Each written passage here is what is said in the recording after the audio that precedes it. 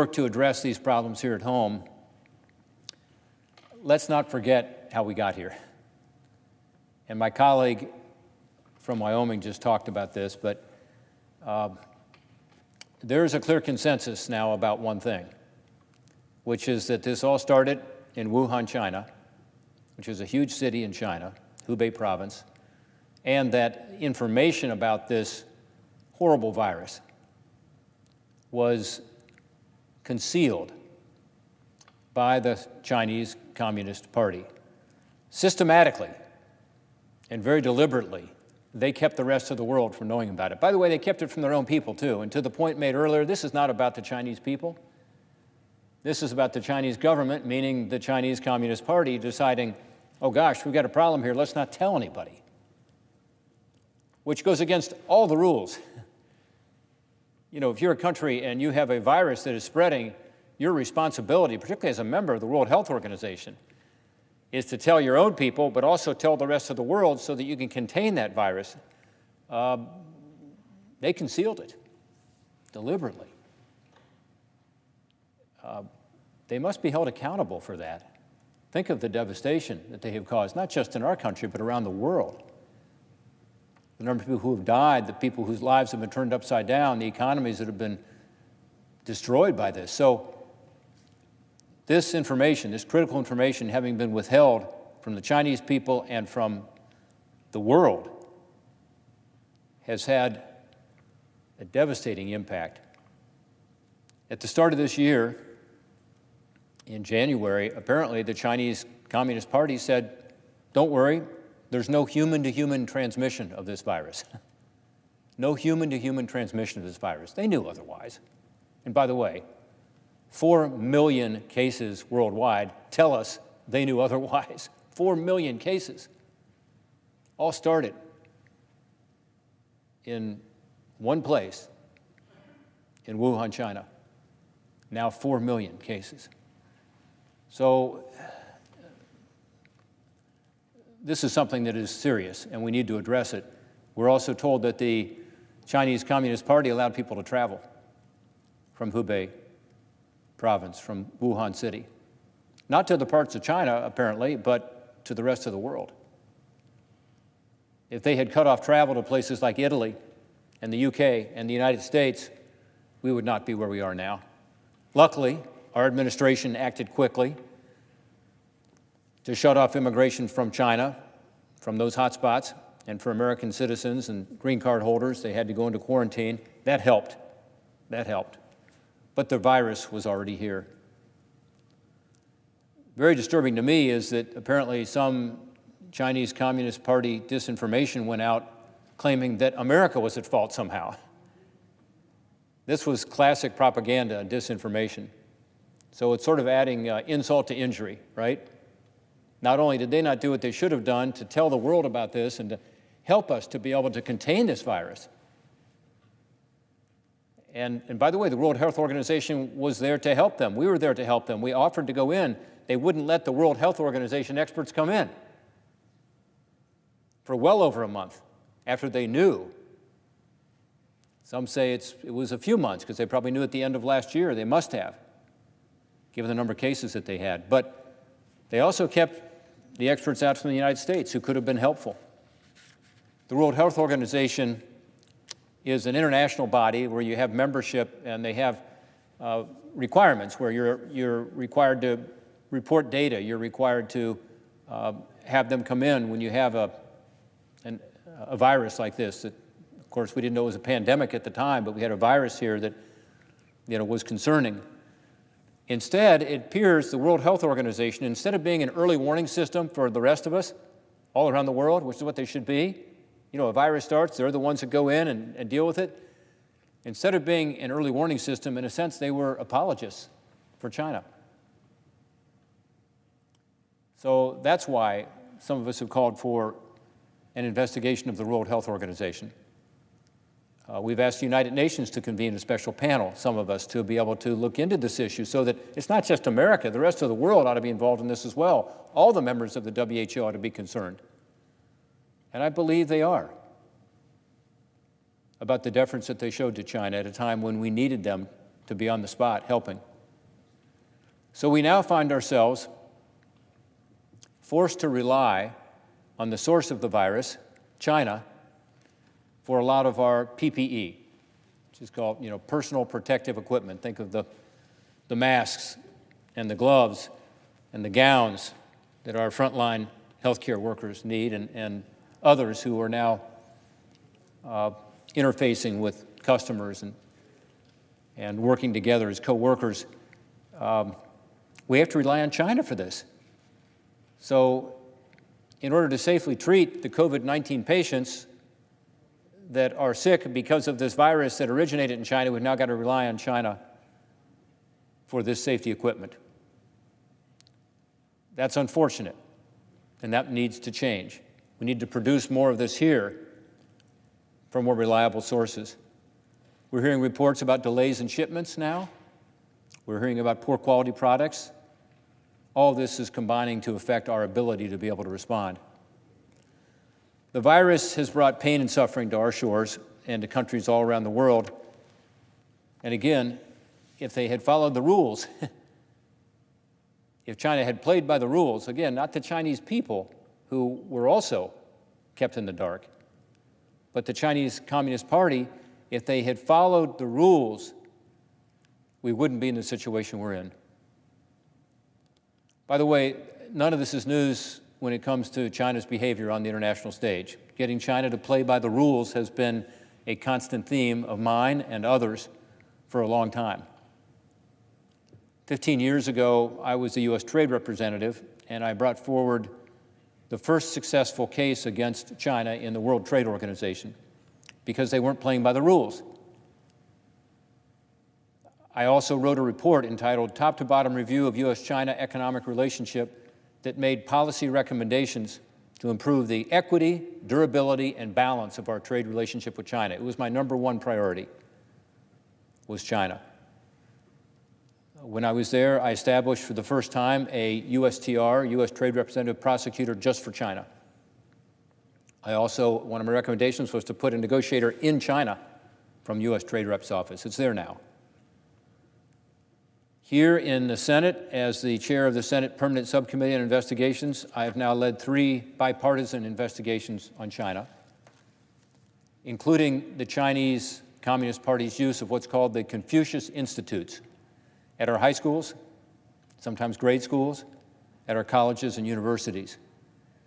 We learned that more than 100 U.S. universities had allowed the Chinese government to operate these centers, which often come with stipulations requiring them to comply with Chinese law,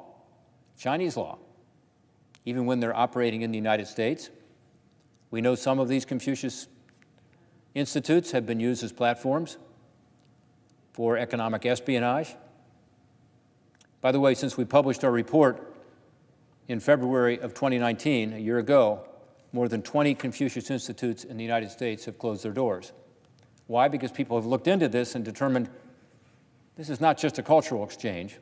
This has other aspects to it. As an example, not being able to teach the real history of China, as if things like Tiananmen Square did not exist. That's not something that we should allow to happen here in this country. That doesn't comply with our standards here of honesty and intellectual standards that says you have to teach the actual history, not what the Chinese Communist Party says is the history. Our students shouldn't be subject to that. These Confucius Institutes have also spent a lot of money in this country. Those schools have taken money, and they have not properly reported it. That's what our report indicated, and as a result, the Department of Education is now cracking down on some of these schools to say, you've got to, at a minimum, report the funding. Our subcommittee is right now wrapping up its review of 3 Chinese government-owned telecom firms that the FCC, the Federal Communications Commission, licensed to operate here 20 years ago. We share concerns with the Justice Department regarding these telecommunications companies complying with U.S. law enforcement requests and whether these entities pose a national security risk by being vulnerable to exploitation by the Chinese government and the Chinese Communist Party. Last year, the FCC denied a license to China Mobile to operate in the United States for these same reasons. So that investigation is coming to a head. We're going to have a report coming out soon. We'll learn more about this. But again, we've got to be sure we're not naive, that we understand what's going on when these Chinese telecommunications firms are here in this country. The third permanent subcommittee investigation involves another instance where China has not been playing by the rules as it relates to stealing U.S. research and technology, often paid for, by the way, by U.S. taxpayers. Before the coronavirus put so much of our country on hold, we were preparing to introduce legislation that is a result of our bipartisan report and our year-long investigation. That report details how China has used what's called talent recruitment programs, most notably what's called the 1,000 Talents Plan, to steal U.S. taxpayer-funded research. It turns out this has been going on for a long time. For 20 years this has been going on, and has helped fuel the rise of both the Chinese military and the Chinese economy during those 20 years. You might ask, how has this happened? Well, every year, federal grant-making agencies like the National Institute of Health, the Department of Energy's National Labs, or the National Science Foundation give out taxpayer dollars for research. By the way, it's about $150 billion a year. It's a lot of money. These are important research projects. This is a good thing for our country. It leads to new breakthroughs in science and technology. It has helped make the United States the world leader in innovation. So your tax dollars coming to Washington, going to the Department of Energy, National Institutes of Health, and National Science Foundation, out to researchers in colleges and universities and research institutes, $150 billion a year has led to a lot of breakthroughs. The open and collaborative nature of the research that's done here in the United States is one of the reasons we attract some of the best and brightest scientists and researchers from all around the world to take part in this research. But what we have learned, and through our report we prove, is that this system is very vulnerable. It's vulnerable to theft by other countries, and that's exactly what's happened in the case of China. China has made it no secret that its goal is to surpass the United States as the world leader in scientific research. One way it's been doing that is by using secret contracts here in the United States with researchers. Again, funded by tax dollars, doing research, medical research, scientific research, military research. The Chinese government has actually been paying these people to provide information to the Chinese government to take this research paid for by U.S. tax dollars. It's wrong. It needs to stop, and our legislation is intended to do just that. A State Department witness at one of our Senate hearings on the report said, and I quote, "The Chinese Communist Party has declared the Chinese university system to be on the front line of military-civilian fusion efforts for technology acquisition." In other words, the Chinese Communist Party has decided this talent recruitment program is going to be well-funded. We're going to pay American researchers to give us their stuff, but also then connect them to the Chinese university system, which the Chinese Communist Party is using as the way to get technology, to acquire technology. Again, it's not a new problem. This has been going on for 2 decades, but we've done little in this country to stop it because we have this history of being so open and accessible with our research. The FBI came to our hearing and they acknowledged this at their hearing. They said, and I quote, this is from the Federal Bureau of Investigation, quote, "It should have taken more rapid and comprehensive action in the past," end quote, to respond to these Chinese talent recruitment programs. Yes, they should have. Yes, they should have. Fortunately, the FBI and the Department of Justice have now taken a different approach. They've begun stepping up their efforts this year with several recent high-profile arrests and charges filed. But again, more laws and practices need to change to stop U.S. taxpayer-funded research from being stolen in this way to benefit our #1 global competitor. That's why we're introducing this legislation. The legislation is called Safeguarding American Innovation Act to protect American research and strengthen our national security. The legislation makes 5 necessary reforms to address the flaws in our current research enterprise and to stop intellectual property theft and promote a more secure and transparent process consistent with the recommendations we laid out in our report.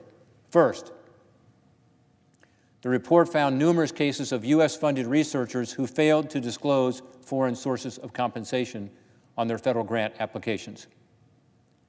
This issue has been highlighted this year. You've probably heard about it because you may remember earlier this year there was the shocking arrest of Dr. Charles Lieber, the chair of Harvard University's chemistry department, who was being paid by both Harvard and the Thousand Talents program by the Chinese Communist Party, it turns out. According to the FBI, without Harvard's knowledge, he didn't tell Harvard, Dr. Lieber was being paid up to $50,000 a month in salary by the Chinese, $150,000 annually for living expenses, and more than $1.5 million to establish and run a shadow lab in China. Interestingly, the lab was in Wuhan, China. None of this was disclosed on his federal grant application, where he got U.S. taxpayer money. If it had been disclosed, he wouldn't have gotten the money. That's just wrong. The criminal complaint is based on his not telling the truth to the federal investigators, even though he was essentially defrauding Harvard and defrauding the U.S. government funding sources. But that's not a crime. Failing to disclose compensation from a foreign government is not currently a crime. We make it a crime. That's part of our legislation. The bill gives the Justice Department the ability to hold federal grant recipients accountable for hiding their financial ties to foreign governments by failing to disclose it on federal grant applications. Transparency and honesty on grant applications is critical to the integrity of the U.S. research enterprise and to stopping this theft. So that's in our legislation. Number two, despite more than $150 billion in taxpayer funding going to these federal research agencies every year, there is no unified tracking process to determine where these funds go. The National Science Foundation, for instance, doesn't have anyone that handles grant oversight. Again, we've been too lax. That's why the bill requires the Federal Office of Management and Budget, OMB, to streamline and coordinate grant making between the agencies to ensure that the billions of dollars of taxpayer dollars going toward research every year can be accounted for every step of the way. Having this information is also going to save time and money for our research institutions and our universities. They'll now know where the funding is, where it's going, how it's being used. Third, the State Department is on the front lines here in vetting visa applications for visiting scholars and visiting students. But it is not permitted to deny a visit to individuals coming from overseas who are intent on stealing U.S. research. That's just wrong. Our research enterprise in this country must remain open. We agree with that. We want to attract people from around the world, of course. But we've got to have common sense safeguards to prevent bad actors from taking advantage of our openness. So the legislation does that. It authorizes the State Department to deny visas to foreign researchers seeking to access sensitive U.S. research when it's determined that doing so would pose a threat to our economic or to our national security. The State Department, by the way, wants this authority. The career officers who came and testified before us said, we would like to have this authority because we know we're letting people in who are coming for one reason only, and that's to take U.S. research. Fourth, a report detailed a systematic lack of knowledge at the U.S. research institutions about the threat posed by the Thousand Talents Plan and other forms of academic espionage. For example, we found that the Thousand Talents program had recruited a member who downloaded more than 30,000 files from a Department of Energy national lab. These are our top, national labs in the country, highly secretive. 30,000 files were downloaded without authorization, of course, and took those files with, that researcher took those files with him back to China. Our bill requires that research institutions have safeguards in place to prohibit unauthorized access to sensitive research. They've got to tighten it up. Finally, we found that nearly 70% of U.S. universities consistently failed to report substantial foreign gifts as required by current law. Our bill ensures transparency by requiring universities now to report any foreign gift of $50,000 or more, and empowering the Department of Education to fine universities. These are new fines that repeatedly fail to disclose these gifts. Now, there's some in the university community that don't love our legislation. I would just ask them, given what's happened, given what we know is happening in terms of the theft of U.S. research, are you really going to stand in the way of legislation that just says you have to report when you receive more than $50,000 from a foreign government? Is that too much to ask? I don't think so. Right now, they're supposed to report. It's a higher level, and 70% of them have failed to do so. So it's not too much to ask. And I would hope that the university community will be supportive. Many are, but some apparently are saying they're going to try to block this legislation. Don't do that. That would be wrong. The failure to stop the coronavirus early on has highlighted how China does not play by the rules, whether it's the World Health Organization rules, whether it's the trade rules we talked about earlier, and now with regard to this issue that we're dealing with in terms of taking U.S. research back to China to fuel China's military, China's economy. When this pandemic passes and our universities and research institutions reopen their doors, I have no doubt that we will once again continue to attract the best and the brightest. Why? Because our research enterprise is the best. We're innovators, and we provide funding for it, and we have such great opportunities here in this country to do research. People like to come here.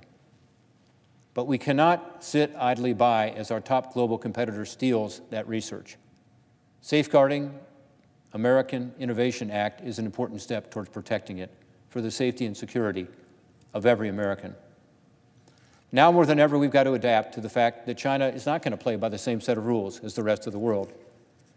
It's been 15 years since we put out that USTR report stating that our relationship with China lacks, and I quote, equity, durability, and sustainability. Equity, durability, and sustainability. Right now, our number one priority is solving the coronavirus crisis. We've got to do that. No question, that ought to be our focus. But in the context of this crisis, we also need to reevaluate how we do business with China. We've got to look at this with fresh eyes. My hope is that this legislation we talked about this evening will help to allow us to reset the way we conduct our research so we can continue to reward those who come to our shores to discover new breakthroughs in science and technology while keeping China and other nation-state competitors from stealing that research for its own purposes. We can achieve that balance, and we must.